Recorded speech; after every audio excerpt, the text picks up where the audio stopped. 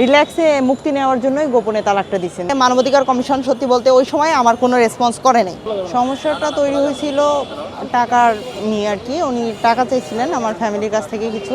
ওটা আমি যখন আর কি মানে যখন বুঝছে মূলত আমার ফ্যামিলি অত খুব অর্থশালী ফ্যামিলি না, ওনারা যখন টাকাটা দিতে পারে নাই তখন উনি বুঝছে যে আমার ফ্যামিলি থেকে ওনাকে আসলে ওইভাবে বের করা সম্ভব না, মানে বহন করাটা ওইভাবে পসিবল না বা ওইভাবে তাকে দিতে পারবে না। তখন সে এই জিনিসটা থেকে আর কি মানে রিল্যাক্সে মুক্তি নেওয়ার জন্যই গোপনে তালাকটা দিচ্ছেন। দিয়ে কিন্তু আমার সাথে উপর থেকে ভালো সম্পর্ক আছে যাতে আমি বুঝতে না পারি, এবং পরবর্তীতে আমার নামে আরও 2টা মিথ্যা মামলা করছেন, যাতে মামলাটা এই জন্য করছেন যাতে আমি ভয়ে আর কোনো রকম প্রতিবাদে না আসি। আপনার বিরুদ্ধে মামলা করছে? জি, আমার বিরুদ্ধে 2টা মিথ্যা মামলা করছে। একটা মামলা করছে 107 ধারা, আরেকটা মামলা করছে হলো 406 ধারা, মানে মানহানি দিয়ে মামলা করছে আর কি। আরও বলছে যে মানে বিভিন্ন মিথ্যা অভিযোগ বলছে যে আমি টাকা দাবি করছি তাদের কাছে, এরকম মিথ্যা অনেক কথা বলছে। বলার পরে মানে ওই মিথ্যা মামলা অলরেডি রিপোর্ট চলে আসছে, ওটাতে মিথ্যা আসছে, পিবিআর দায়িত্ব ছিল ওটার তদন্তের, ওটা মিথ্যা রিপোর্ট আসছে অলরেডি।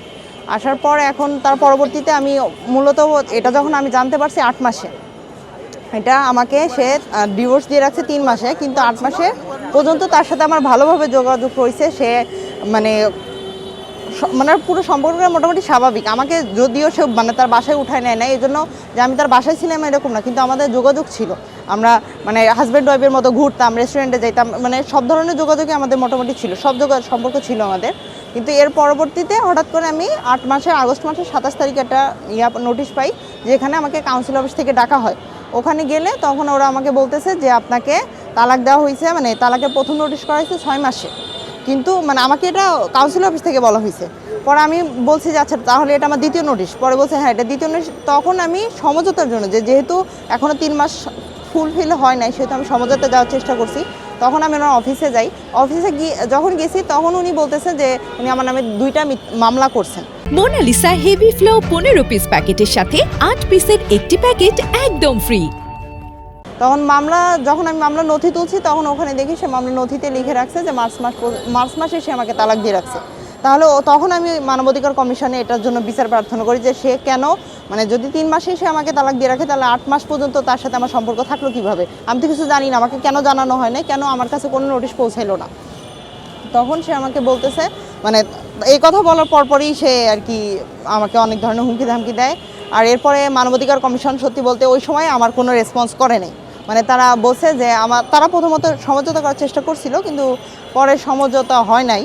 পরে ওনারা মানে উনি ওনার কথা শোনে না, ওখানে উনি ওনার পলিটিক্যাল পাওয়ার দেখাইছে, আমাকে অনেক হুমকি ধামকি দিয়েছে যে আমাকে মেরে গুম করে ফেললেও তাকে কিছু করা যাবে না, এরকম। মানবাধিকার কমিশনে কিছু হয় না। পরবর্তীতে আমি বাধ্য হয়ে মূলত কোর্টে আসি, যার কারণে আমার মামলা করতে একটু ডিলে হয়েছে, না হলে তারা জানার পরপরই হয়ে যেত, কিন্তু এটার কারণে আমার মামলাতে একটু ডিলে হয়ে গেছে। যাক, তারপরে আমি আসলাম, ওখান থেকে বিচার না পাওয়ার পর আমি এখানে আসছি। গতকাল তার মানে ওয়ারেন্ট জারি হয়েছে, গতকাল না 30 তারিখে ওয়ারেন্ট জারি হয়েছে, কালকে তাকে অ্যারেস্ট করা হয়েছে। আজকে সে মূলত মানে তার পাওয়ার দিয়ে নিজেকে ছাড়ানোর চেষ্টা করতেছিলেন। আপনারা কি আপনারা আপোষে যেতে চাচ্ছেন কি না? না, আমি তার সাথে কোনো রকম আপোষে যাইতে চাই না। আমি আমার প্রতি হওয়ার বিচার চাই। ট্রাইব্যুনাল নং 8 ঢাকার একটি পিটিশন মামলার বাদীপক্ষের আইনজীবী আমি।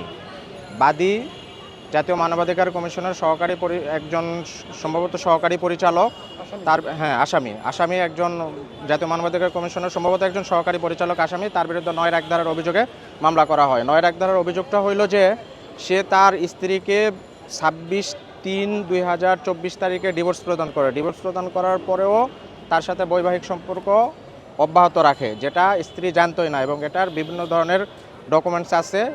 সে সম্পর্ক যেহেতু অব্যাহত রাখে সেহেতু আমরা মামলা করি 9-1 ধারায়। মামলা করলে বিজ্ঞ আদালত তদন্ত দেয়, তদন্তে প্রমাণিত হলে, প্রাথমিকভাবে সত্য বলে প্রমাণিত হলে বিজ্ঞ আদালত ওয়ারেন্ট ইস্যু করে। পরবর্তীতে ওয়ারেন্ট মূলে আসামিকে গ্রেপ্তার করা হয়। আজকে গ্রেপ্তার করলে বিজ্ঞ আদালত আসামিকে গ্রেপ্তার করে বিজ্ঞ আদালতে উপস্থাপন করলে বিজ্ঞ আদালত তার জামিন শুনানির জন্য আগামী 8/7/2025 তারিখ জামিন শুনানির দিন ধার্য করে এবং তাকে সিডাব্লিউ মূলে জেলা হাজতে প্রেরণ করে।